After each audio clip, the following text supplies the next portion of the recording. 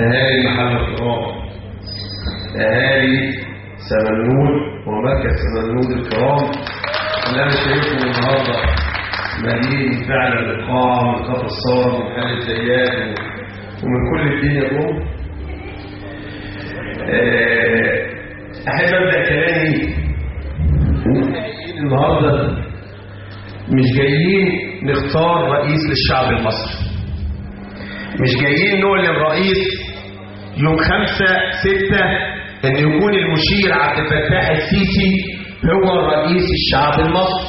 لا، ده اختيار ضيق، يعني اختيار محدود، بل احنا جايين لنعلن سيادة المشير عبد الفتاح السيسي زعيما للأمة العربية كلها.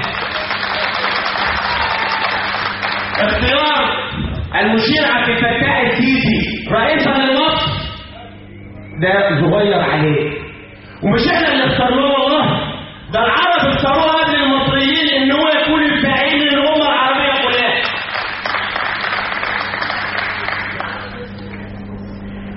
يوم 26 و27 احنا نازلين، ده اكيد مفيش مفر، ملناش خيار تاني. اوعوا تكنسلوا، اوعوا تفكروا ان الحاجات الصغيره اللي بيعملوها الجماعه الارهابيه تخوفهم. لا، ده احنا نزلنا لهم وهم في عز سلطتهم يوم 30 وقلنا لهم هننزل والشعب المصري هينزل وهنزعكم من على الكراسي، وفعلا الشعب المصري قرر على ازعاجهم من على الكراسي. فمش هتخوفونا النهارده لان كنتم ما انتوش في الحكم ولا انتم موجودين من الاساس. الشعب المصري فرض ارادته يوم 30/6 وفرض ارادته يوم 3/7 وفرض ارادته يوم 26 وازاح هذه الجماعه الارهابيه. بس الفضل كان لمين؟ الفضل كان للجيش المصري اولا، بس مش الجيش المصري الاول، انتوا الاول. الجيش المصري نزل لما انتوا نزلتوا. الجيش المصري اتحرك ولما دعوه الشعب المصري لما لقى الشعب المصري كله في الميادين. عشان كده المشير وجيشه نزل حمايه لاراده المصريين، وعشان كده المشير دايما بيقول ان الجيش تحت امر الشعب، وان الجيش بيحمي اراده الشعب، وان الجيش دايما بيقف جنب اراده المصريين.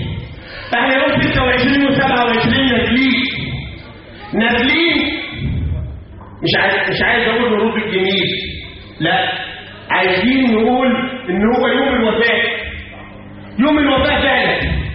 احنا عايزين ننزل، مش عايزين موضوع الدستور يتكرر تاني، مش عايزين 20 مليون. 20 مليون هتبقى شكلنا وحش قوي والله. انتوا عايزين يبقى شكلكم وحش؟ عايزين يبقى شكلكم وحش قدام الدنيا كلها؟ لا، انا متاكد ان الشعب المصري عايز يبقى رقبته في السماء، وهيبقى رقبته في السماء لما نلاقي 35-40 مليون مواطن بيقولوا نعم للمشير عبد الفتاح السيسي زعيما للامه العربيه يوم 26 و27.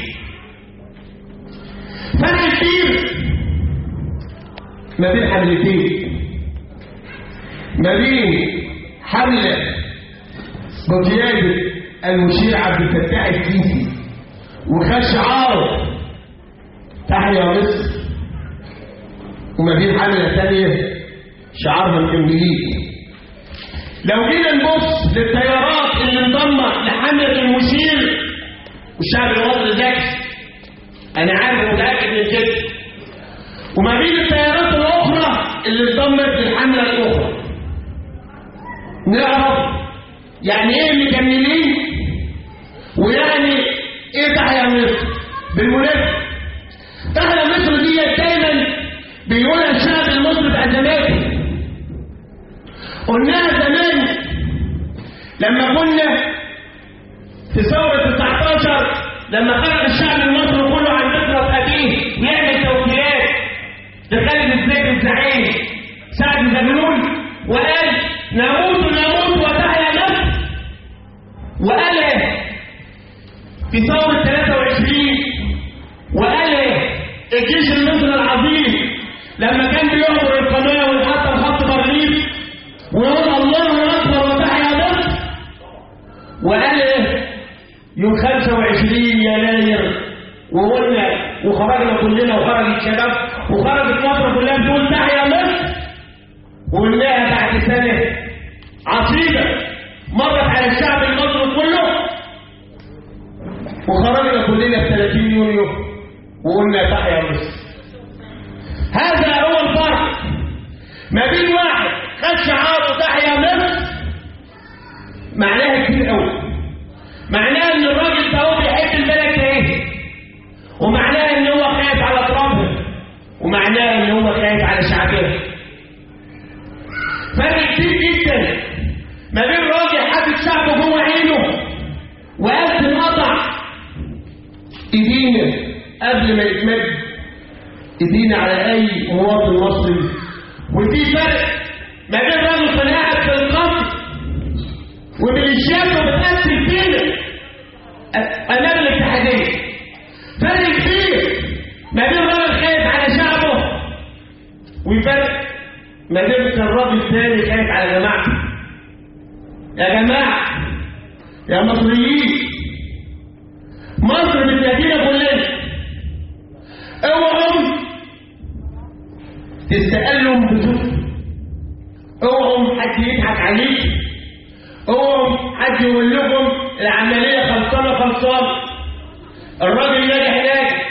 لا، فرق كبير ما بين الدكتور عماد ده، فرق كبير جدا ما بين الدكتور عماد ينجحني ويديني مقبول، وفرق كبير ما بين يديني جيد جدا، وفرق كبير ان هو يديني امتياز، وفي فرق كبير ان هو يديني امتياز مع مرتبه الشرف.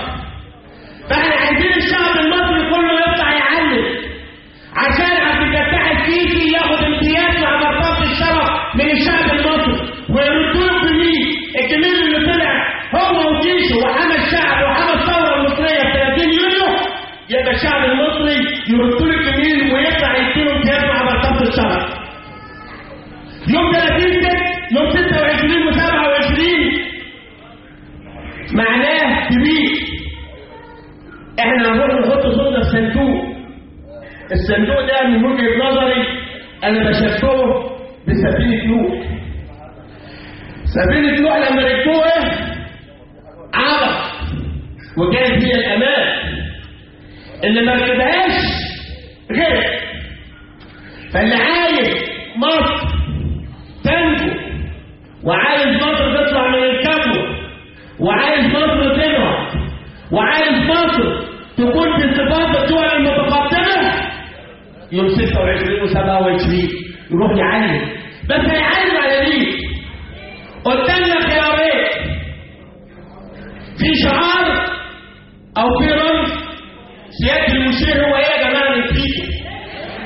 يبقى هنروح نعلم يوم ايه؟ يوم 26 على النجم.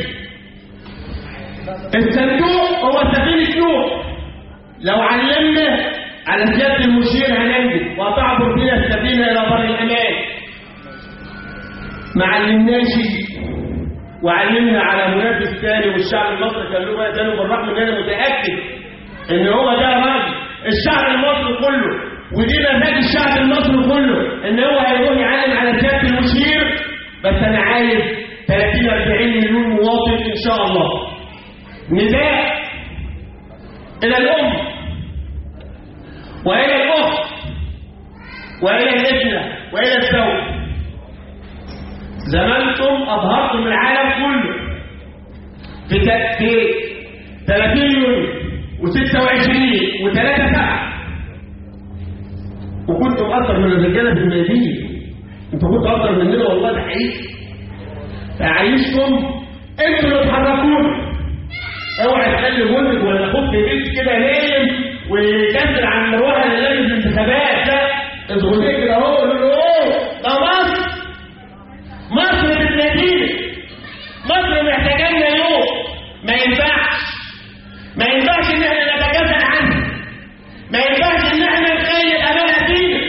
لا، احنا عايزين نكون كلنا طوابير، ملايين قدام الصناديق، ومش هنخاف ابدا، مهما يعملوا مش هنخاف، هنرجع كلنا وهنحمي بعض. الفترة هم بيخافوا مننا على فكرة، هم ما عادش لهم لازمة اساسا، يعني هم يعني بقوا شوية كده وسائل كده شوية غريبة مالهمش لازمة.